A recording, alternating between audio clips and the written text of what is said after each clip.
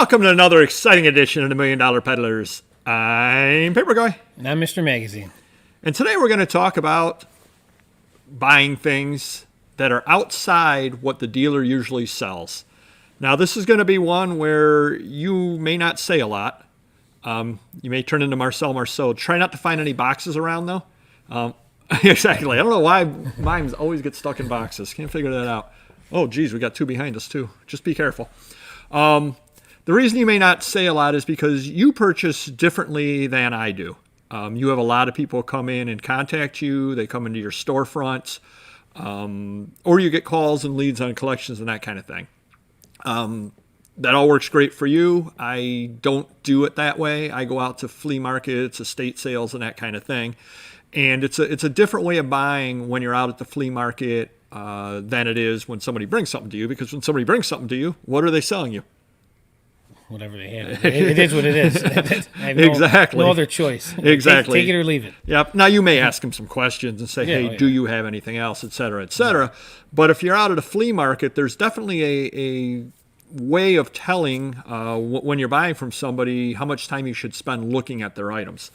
Now, which brings this up. This was not bought at a flea market, but do you know what this is? Something very flimsy. It's very flimsy, yes.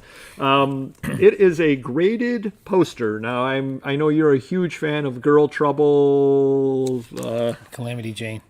And Gashufer. But I bought this. Do you know where I bought this at? I do know. Now, why don't you tell everybody? Heritage Auctions. Do you know which auction I purchased this at? Not specific. Like their online auction? Right, their online one, but what, not coins or anything like that, but which? I would assume posters. A poster auction? It was not in a poster auction. It was in a comic book auction. Exactly. Now, why they had this at a comic book auction, I don't know.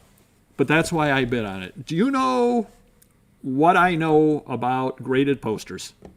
Not much, apparently. As much as you know. How much do you know? A little more now than I did. Basically. Don't get them graded if you want them protected. No, and that's the crazy thing, too. And we keep saying that, but look at this. You know, you've seen the comic books, how they are protected. This is very, very flimsy. Now, I realize that in order for them to put something in a holder that was thick this big, it would be, build a house out of it. I'm wondering, though, if they have two options where you can say, hey, it's $25 for flimsy or like $100 for the thicker ones. Because, like, for the toy grades, you can grade a gigantic, 3-foot Millennium Falcon if you'd like, and it might cost you $300, but at least you have that option. So it might be something where if you got $1,000 or $5,000 poster, they could probably you definitely don't want it like this because if you have a $5,000 poster, the way you have it stored yourself is better than this. Correct. That's true. But I bought this at the Heritage Auction because it was a comic book auction. And my thought was most people at a comic book auction are probably there to purchase what? Comics. Usually, and I know this is just me, but when I'm looking to purchase rare coins for my collection, I don't generally go to a glass auction. I find that works out a little better for me. And how does this tie into the topic today? When you go around to a flea market, and I'm going to keep using that because that's probably the best example, or an antique show, if you see a guy that's got box after box after box of comic books, and he's a dealer, the way you purchase from him generally will be different than the way you purchase from somebody that's got box after box after box of glass with a small pile of comic books on the table. Right. Can you get deals from the dealer? Yes, you most certainly can. There's no doubt at all about it, but it's a different kind of deal. What kind of deals can you get from a dealer and why?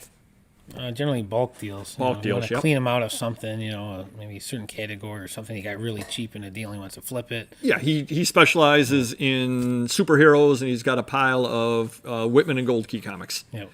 They don't mean a lot to him. He bought it. They came along with the collection or the Classics Illustrated. He doesn't care about them. He's willing to just bulk lot them out. He paid 25 cents a comic. He's getting 50 cents a comic out of what he considers to be junk. His gravy.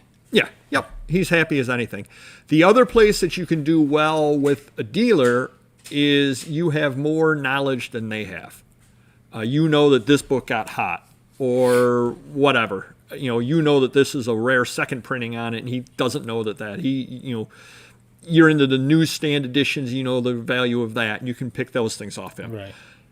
But if you're buying from a glass dealer and they got a pile of comics, you can find treasures easier. The only problem that I really see is what happens sometimes with people that don't know the material. They lose out on a diamond in the rough. From the dealer side of things, what happens when they're worried about losing out on a diamond in the rough? They jack the price up, yeah. They put the comics up and they're like, oh, these are 10-cent comic books. They must be $30 a piece. And you're looking going, this is an off-grade Looney Tunes. This is a $4 comic book. Right. At that point, that's where you absolutely need the knowledge, because then when you can pick through and say, okay, here's a Superman for $30. This is a really good deal. All those Looney Tunes are not. Right. But when you are going around, take a look at the product mix of what a person has. And that will definitely help you in knowing how to approach purchasing from them. And like I said, I don't know anything all about music posters. I figure it's a perfect opportunity to learn. I bought it fairly inexpensively. It'll force me to do some research on them. I'm glad I did, just because now we know what a graded poster, music posters like. Yeah, basically, yeah. Yeah. And so if you're a big fan of Calamity Jane and the Portland Blue Gallery, that'll be coming to eBay sometime soon.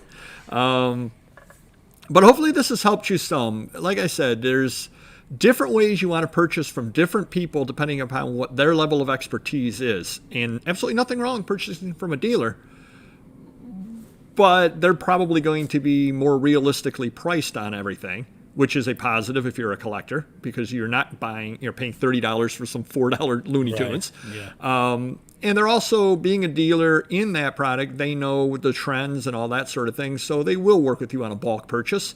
Figure out what they don't value quite so highly, and that's what you should purchase off of them. And if you do happen to be at a glass auction and they bring up coins or stamps, that's where, if you know your stuff, you can definitely you can definitely do very well.